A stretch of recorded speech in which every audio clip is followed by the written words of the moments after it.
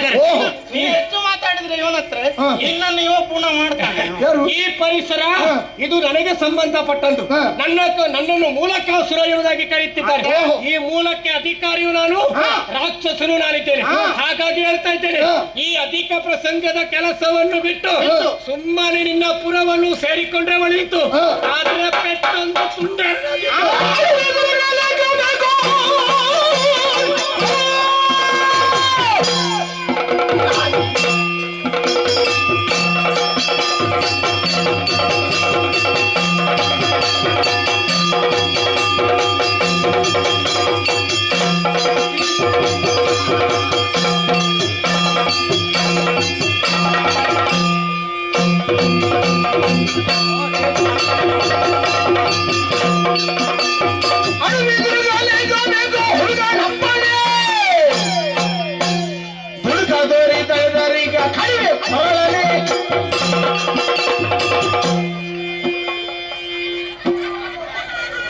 ಅವನ ಅಭಿನಯ ಗೊತ್ತಾಯ್ತಾ?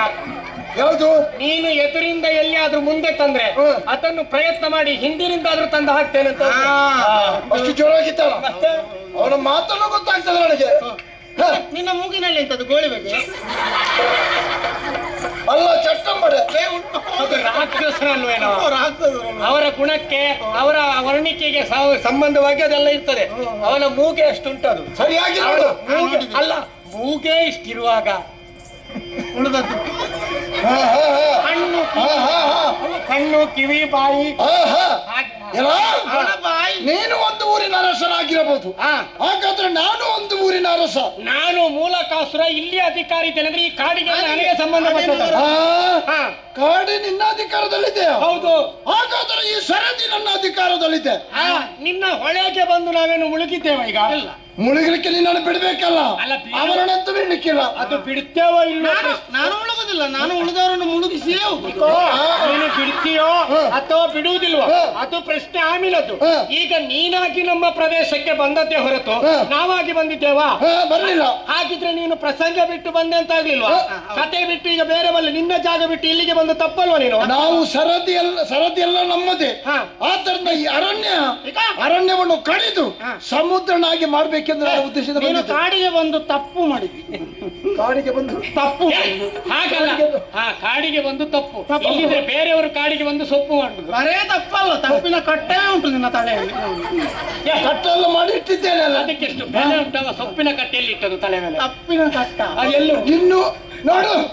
ಇನ್ನು ಏನಾದರೂ ಮಾತನಾಡಿದ್ರೆ ನೋಡು, ಅಲ್ಲಿ ಮರ ಎಲ್ಲ ಕಡಿದು ಹಾಗೆ ಕಟ್ಟಿಟ್ಟಿದ್ದೇನೆ, ಅದರಲ್ಲಿ ಸುಟ್ಟು ಬಿಡ್ತೇನೆ. ದೊಡ್ಡ ಕಿರೀಟ ಕಟ್ಟಿದ್ದಿ, ಸ್ವಲ್ಪ ಬುದ್ಧಿ ಇಲ್ಲ ಅಂತ ಗೊತ್ತಾಗ್ತದೆ. ನೀನು ಮರ ಗಿಡಗಳನ್ನೆಲ್ಲ ಕಡಿದು ಪರಿಸರವನ್ನು ನಾಶ ಮಾಡಿ ನಿನ್ನಲ್ಲಿರುವಂತಹ ವಿಂಧ್ಯ ನದಿಯನ್ನು ಇಲ್ಲಿಗೆ ಹರಿಸಿ ಅಂತಾದ್ರೆ ಉಳಿದಂತ ಜನಜೀವನಗಳು ನಿನ್ನ ಅಪ್ಪನ ಮನೆಯಲ್ಲಿ ವಾಸ ಮಾಡ್ತಾರೆ. ಪರಿಸರ ನಾಶ ಮಾಡುದು ತಪ್ಪ ಸರಿಯಾ? ತಪ್ಪಲ್ವಾ? ಅದು ಗೊತ್ತಾಗಿದೆ. ಕಾಡು ಬೆಳೆಸಿ ನಾಡು ಉಳಿಸಿ. ಕಾಡು ಬೆಳೆಸುದು ಯಾರು, ನಾಡು ಉಳಿಸುದು ಯಾರು? ಪರಿಸರ ಸಂರಕ್ಷಣೆ ನಮ್ಮ ಅಧಿಕಾರ. ಹೌದಾ? ಯಾವುದೇ ವ್ಯಕ್ತಿ ಅದನ್ನು ಕಡಿಯುವುದಕ್ಕೆ ಬಡಿಯುವುದಕ್ಕೆ ಮುಂದಾದಂತಾದ್ರೆ ಒಬ್ಬ ಸಾಮಾನ್ಯ ವ್ಯಕ್ತಿ ಮಾಮಲನ ಮಂಡೆಗೆ ಬಡಿಯೋಣ.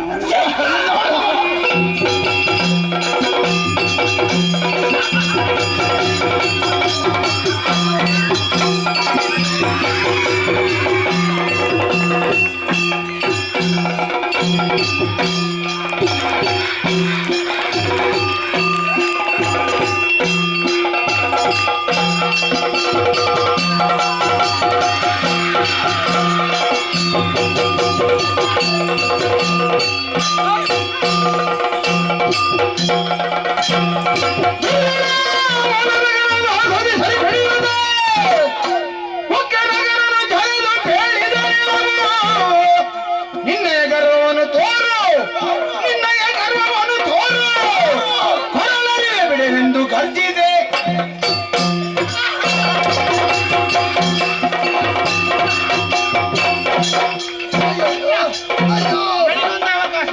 ನನಗೊಂದು ಅವಕಾಶ.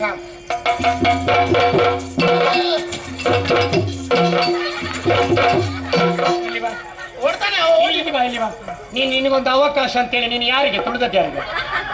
ಅವನಿಗೆ ಹಿಂದೆ ತುಳಿದಾದ್ರೆ ನಿನಗೆ ಅವಕಾಶ ಕೊಡುದು ಅಂತದಕ್ಕೆ. ನನ್ನ ಮಂಡೆ ಗೊತ್ತುಂಟಾ, ಎದುರಿಗೆ ತೊಳೆದ್ರೆ ಅವ ತೊಳೆದ್ರೆ ಈಗ ಅವನಿಗೆ ತುಳಿಯೋ ಶಕ್ತಿ ಇಲ್ಲ. ಇಲ್ವಾ? ಅವನ ಕಾಲು ಮಡಚಿ ಒಳಗಾಕುವಾಗಿ ನಾನು ಕುಳಿಸಿದ್ದೇನೆ. ಮೂರ್ಖ ಮೂರ್ಖ ಅಧಿಕ ಪ್ರಸಂಗ ಮಾತಾಡ್ತಾನೆ. ಬೇರೆಯವರ ಜಾಗದಲ್ಲಿ ಬಂದು ನನ್ನ ಜಾಗ ಅಂತ ಅಧಿಕಾರ ಸ್ಥಾಪಿಸಲಿಕ್ಕೆ ಹೋಗ್ತಾ ಇದ್ದೀವಿ. ಬೇರೆಯವರ ಜಾಗದಲ್ಲಿ ಮನೆ ಕಟ್ಟಬಹುದಾ ನಾವು? ಏ ಮಿತ್ರ ಇವ ಹೇಗೂ ಸೋತು ಶರಣಾಗಿದ್ದಾನೆ. ತಡ ಮಾಡುವುದಿಲ್ಲ. ಹರಿತವಾದಂತ ಕತ್ತಿಯಿಂದ ಮೊದಲ ಇವನ ನಕಾಲನ್ನು ಇದು ಅರಿತೇನೆ. ಉಗುರು ಆಮೇಲೆ ಇವನ ಶೀಲ.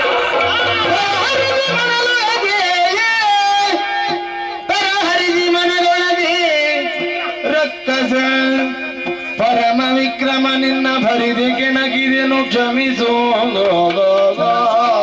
ಉಗುರು ತುಂಡಾಯ್ತು. ಕೇಳಲ ನಿನ್ನ ಧೈರ್ಯ ಸಾಹಸಕ್ಕೆ ವೀರ.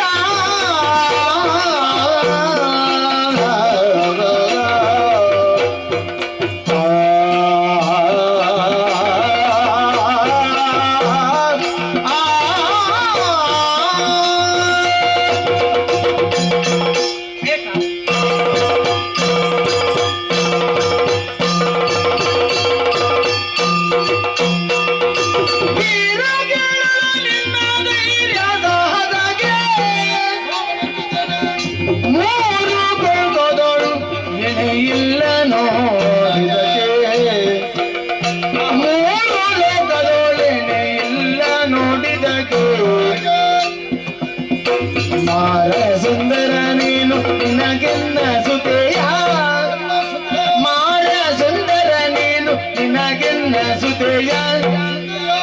ಗಾರೆಯ ನೆರೆ ದೇವಿ ಜೊತೆಗೆ ಬರೆಯ. ಮಾರ ಸುಂದರ ನೀನು ನಿನಗೆನ್ನ ಸುತೆಯ. ಧಾರೆಯ ನೆರೆ ದೇವಿ ಜೊತೆಗೆ ಬರೆಯ.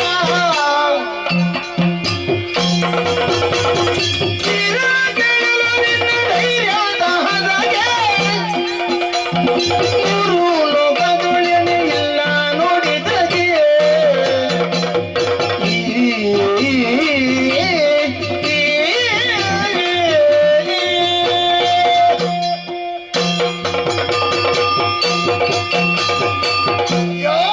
ನೋಡಿದ್ಯಾನ ಮಿತ್ರ?